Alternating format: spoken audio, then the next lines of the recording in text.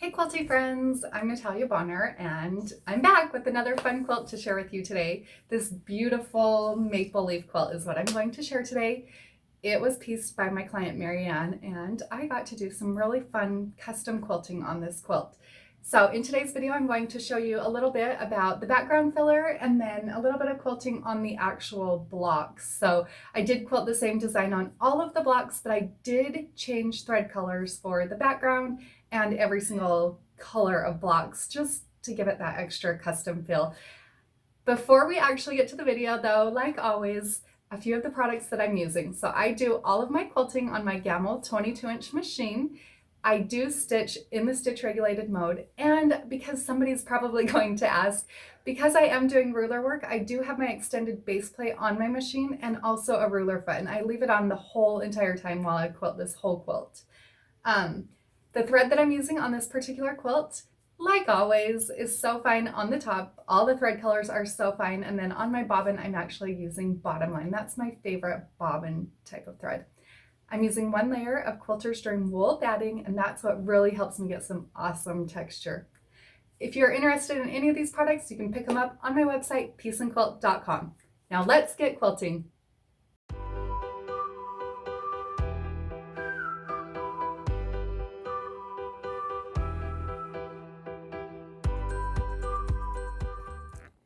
This is the beautiful quilt before I begin any machine quilting. So obviously, like I've mentioned already, I'm going to use multiple thread colors on this particular quilt. Thread colors that match each of the leaves. So an orange, a green, a yellow, purple, pink. I'll use all those thread colors plus one that matches the background. Now, the next question everybody asks, do I change thread colors with every single pass, or do I, quilt as I go? And when I look at a quilt like this, I determine what is there the very most of. Obviously on this one, it's the background. So that's what I'm going to go through and quilt very first. And then because it's pretty much equal of all the remaining colors, then I'll just pick and choose and go through and quilt all of those, all the pinks, then all the yellows, and so on like that. So with this quilt, because it is the Fall Breeze quilt, Marianne had asked if maybe I'd do something like a swirl in the background, something just to really kind of play with that fall design. And then also we came up with the idea to do some shadow blocks, or whatever you want to call them, but they're basically just look like a block's quilted there, but there's not actually a block. So that's what we'll be quilting on this cute quilt.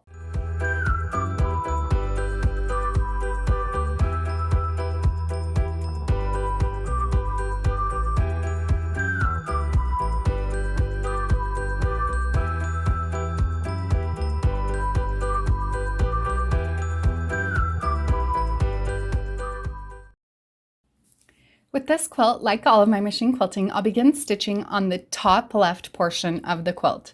Now, one of the very first things that I'm going to do with this quilt, I'm actually going to add an outline echo to the outside of all of the maple leaves with the background color.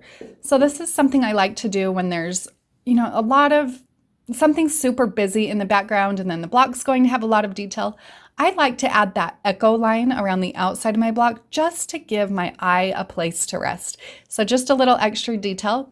I will go through and stitch in the ditch around all of these blocks when I do stitch out the colors, that they're each quilted in. So this is just an outline and the blocks will be stitched in the ditch. After I've outlined everything, I kind of work my way around in a section. If I can travel from one point to another with my outlining, I will do that. Once I've completed that, I will move on and begin stitching out this fun wavy swirl. Now I do go in depth into this particular swirl in my book, Next Steps in Machine Quilting.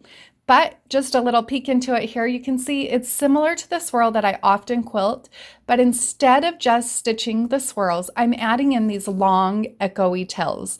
Something I always like to talk about in my machine quilting classes is echoing is your friend. And I hope that if you can take anything from this video today, you'll remember that whenever you're stuck anywhere, whenever you feel like, I don't know what to do, echoing can pretty much always be your friend and help you get out of sticky places. So from there, I'll just continue on stitching those swirls with those wavy tails. That's what really gives that nice windblown look to this design. Now, there's not necessarily a particular size to these swirls. I do like to actually vary them in size. I feel like that, again, helps play with that more natural look, that swirly, windy look. And I'll alternate directions as I stitch those out.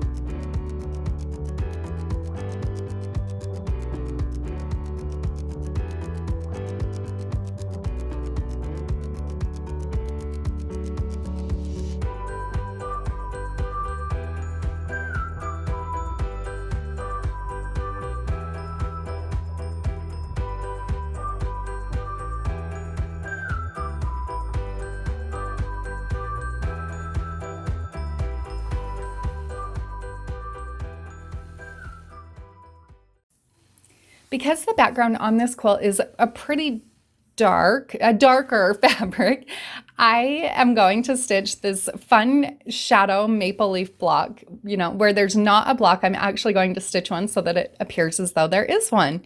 So to do that, I have switched thread colors here. So I'm using a thread color that matches, I'm using the purple here, so it matches the purple block. So it's going to be really subtle in the machine quilting. It's not going to take away, just a fun extra detail to add into kind of that negative background open space. So to mark out this particular design, I actually use the white Mark Be Gone marker. That it works really well for me, shows up, you can see it on a fabric like this. So I'll go through, the first thing I'll do is stitch as if I was stitching in the ditch around the outside of the design. And then after I've stitched in the ditch, I'll go through and quilt the same motif on the inside of this maple leaf as I'm quilting on the actual maple leaf blocks. So I'm giving that same point-to-point design, really treating it as if it's an actual block. Now I'm moving on and I'm stitching on the larger maple leaf blocks, and you'll see here the ruler that I'm using is the number 8 by the Quilted Pineapple. I felt like this particular size of ruler just worked perfect for these larger blocks. So I am quilting them the same way that I quilted the shadow block that I just showed you with some point-to-point quilting.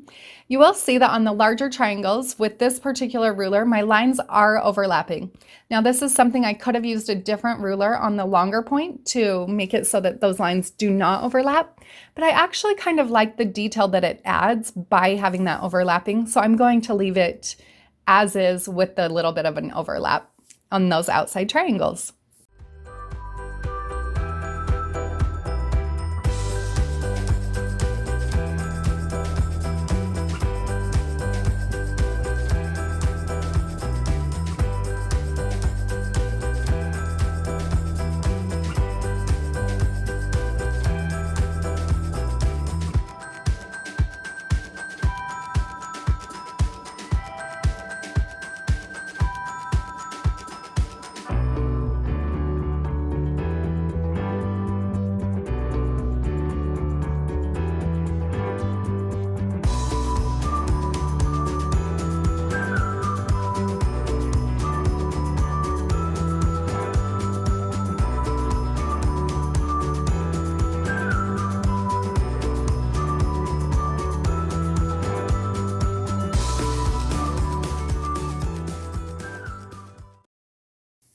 And here is the quilt after all of the machine quilting is complete. So you can kind of see now, if you look closely, some of those shadow blocks that I quilted in there, just the cute little bit of detail that they add. And then you can also look at those background swirls and see how the longer swirls with the long tails really give it kind of that windblown wavy look.